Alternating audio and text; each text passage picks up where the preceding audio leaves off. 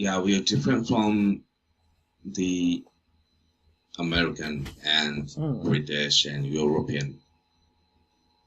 That's not better or worse. No. But they have their own way to have negotiation. And yeah, some part have to be more globalized and following the standard manner of negotiating something. But yeah, obviously we are Asian and from Japan. Then we are coming to other countries in Asia. So this could be just something that make difference from the negotiation style and negotiation the approach of US and Europe to these countries. But we sometimes that even the top management from Japanese headquarters just come in and say hello to the top management in the local companies. They don't know how the Japanese and our approach should be compared to the other countries, to the local. And what we shouldn't forget is we are not so much advanced in terms of the intelligence of making the money, or some knowledge in the advanced technology like the blockchain and IoT or AI. And sometimes they're getting more knowledge than us. So we shouldn't misunderstand ourselves. Right. And we should understand what we could do in terms of being Japanese, but based on some aspect of the culture, some aspect of history. So it should be different from Europe and US. Right. So if you are competing with, for example, let's say a European and American competitor for a project, where do you see the biggest weakness in terms of your role personally to make this happen versus your counterpart from the UK and from the US, for example? Which things are more difficult for you to achieve than your counterparts, and which things do you think that actually help you versus your European and American counterparts? So where are you envious of your counterparts, and where do you think, oh well, I this is actually a trump card that I have that these guys don't have?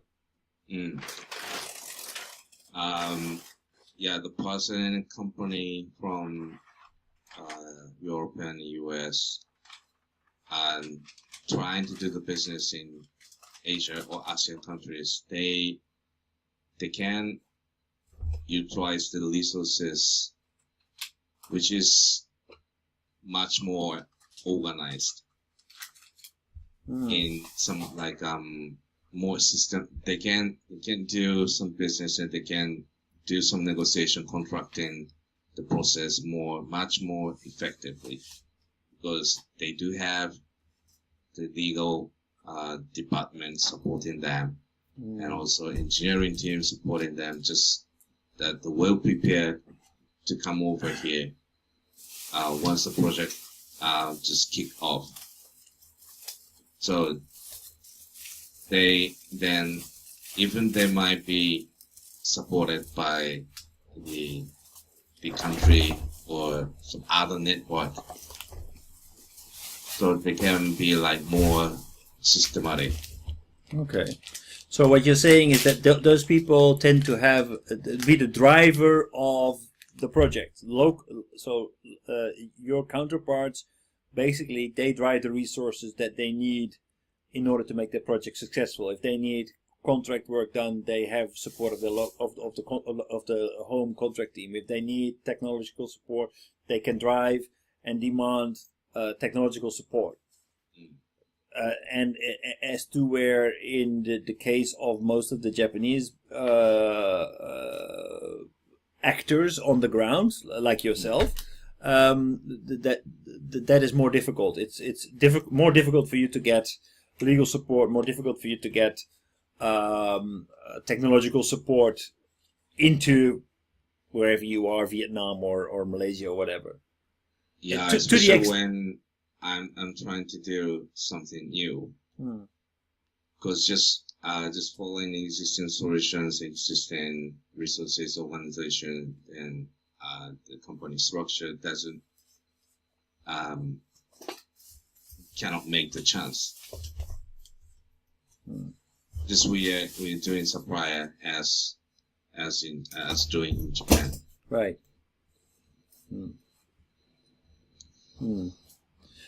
So in that case, you start to look for a partner that can support you in order to make the project work, and that could be somebody from outside of your company, even outside of Japan.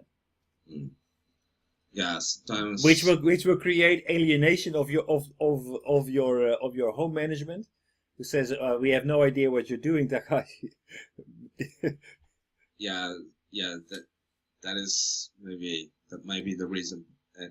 What I have been advised by my partner, and that might be true, is we do not have to organize and structure every part of the system design and what kind of the solution must be applied. This is like a technical design and defining the specification of technology and solution. That is okay, just coming later in the later part. Then what we should do in the first phase to implementing some new project is to make the grand scheme with some idea of what kind of the company, what kind of the function should be involved, and how we could apply this solution with what kind of the funding scheme or some discussion. The team also should be organized, then making a consensus and doing some lobbying to the government to get the approval and support from the local government.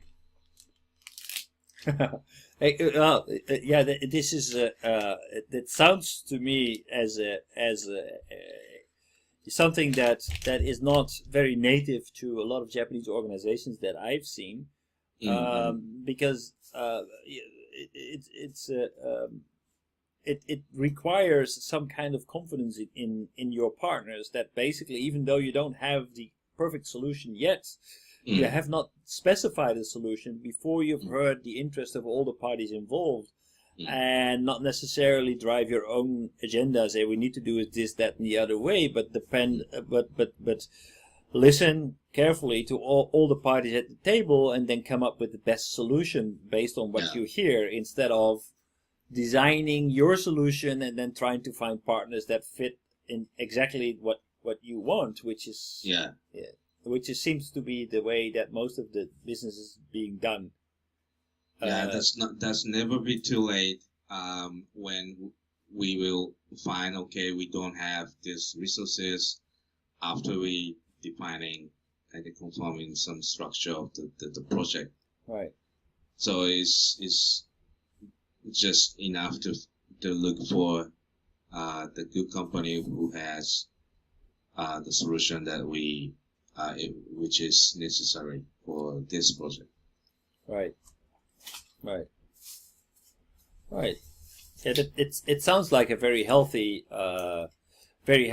approach, but on the other hand, giving and I don't think we should overstretch this, but it seems very difficult because there are so few players on the ground who need to establish these relationships without having proper delegated power.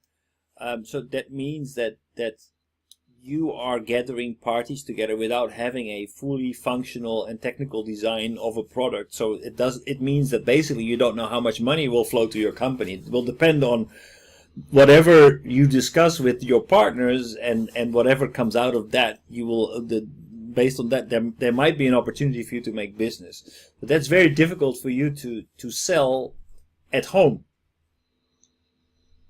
Yeah. So that's true. That they just can evaluate these new things by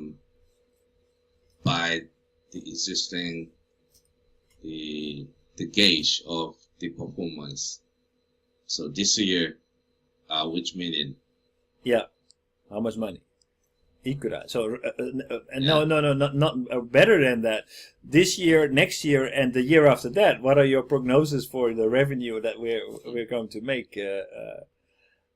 Which is only possible if you are talking with existing customers and a foreseeable marketing strategy, which with certainty and market development. But that is not the way that you develop new business. Mm.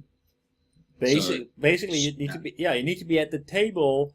You need to be able to actually create a project, and then based on your benefits and your merits, it all makes a lot of sense. I can understand why your business partner suggests that, but it also puts you in a difficult position, because it will be more and more difficult for you to make sense. It will be more and more difficult for you to keep making sense to your local management in Japan. To actually keep on supporting you. So that's a very difficult split situation, with one foot in Japan and one foot in overseas. Mm. So how it's not guaranteed. It's not guaranteed. It's not guaranteed. Well, if you don't do it, it's guaranteed that will lead to nothing. That is guaranteed. Mm-hmm. So if you stop going, then you will not get any business, guaranteed. So that also have to put the effort, negotiate and convince, and let them, or I have to be more understanding the which part they are not understanding of my activities. Right. So, for example, as advised sometimes by understand the best way to open and proceed more on this project is to be together with the local partner. For example, the M&A, or at least a strategic alliance with some obligation. But what I would say is, okay, this company is different from our company. So what they're doing is not a little bit far away the business that we are doing. So to diverse, to buy the company, to make the business line diverse is not a good idea, because this is the symbolic, the bad case in past 20 years of the Japanese companies. They try to expand the business area just buying the other companies. Mm-hmm. That this company is not doing the business that our Japanese company is not doing. Right. I mean, but there would be no point to buy a company that does exactly what your company does, because otherwise, why doesn't your company do it? So the question is, there must be some synergies. There must be something in common of doing some business. But even if that kind of the company is the target of our M&A, but as long as this company is necessary to achieve the target, to open the new market, right, I think it doesn't care about the service line of the local company. So anyway, we need this company to achieve our target. So we should buy it. But do you always need to buy it, or can you not just engage in a project with the company without actually having to acquire it? I'm sorry? Do you always need to buy the company, or can you just engage? Can you not just engage in a project without the necessity to actually buy it? Yeah, firstly, that's enough. But finally, to actually kick off the business and to make sure that the operation will be the going for the future. And finally, the last step is to buy or to set up the JV.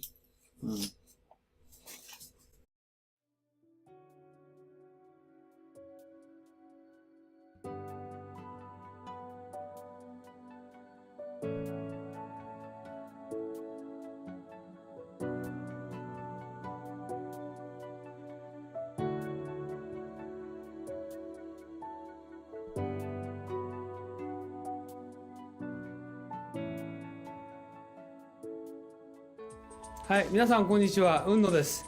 今日はですね、雲野塾の研修のプログラムをご紹介したいと思います。で、こういうふうなホームページありますけれども、ぜひですね、一度中身をご覧になっていただきたいと思います。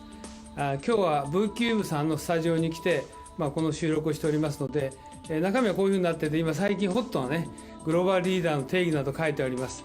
で、特に経団連が作成しました留学すれば英語ができて専門性を持つというだけではですね、グローバルリーダーになれないとここに書いてありますようにですね、仕事ができる、専門性を持つ、英語ができるだけじゃなくてですね、私どもの塾ではリベラルアーツということ、それからもう一つは孫子の兵を、さらにはですね、日本の歴史というものを合わせて教えることによって皆さんが海外の欧米の方々と、もしくは華僑圏の方々と正々堂々と渡り合えるような人物を育成しようというふうなことを考えています。ここに次のスライドが出ておりますけれども、ここに書いてありますのはですね、さらに、私どもの雲野塾の中身につきましてはですね、欧米の資料しか使っておりません。また実際に雲野塾は英語でやっておりますので、英語の講師が話しておりますけど、学習はですね、日本の歴史をまだ教えてますので、学習の午後はですね、日本のプログラムをしております。で、以前はこれ有料だったので、今はですね、実際に会場費も取っていただいておりませんで、毎回5000円ということで、朝9時から午後5時までやっておりますので、ぜひ皆さんですね、ご検討の上ご参加いただければと。英語のできない方もですね、学習の午後こういうふうな研修をしておりますので、ぜひご参加いただければというふうに思っておりますので、よろしくお願いします。で、ここにさらにですね、グループ討議とか実務の勘どころを教えるって書いてありますけど、実際には私が10年ほどですね、欧米の新聞とか雑誌等をですね、集めてきた、もともと英語のベースでございますので、そうしたものをですね、50セッションのテーマに分けて資料を作成しております。そういうことで、世界のオペレーション、もしくはカントリーリスクも含めてですね、しかも世界のトップの方々に対してもいろいろな分析とか洞察をしてですね、議論をしております。そういったことも含めてですね、今後ともよろしくお願いしたいと思います。以上で私の挨拶を終えますが、今回のこのビデオの収録にあたってはですね、V キューブさんのスタジオをお借りしてですね、お時間を頂戴して、このビデオを作成させていただきました。よろしくお願いします。どうもありがとうございました。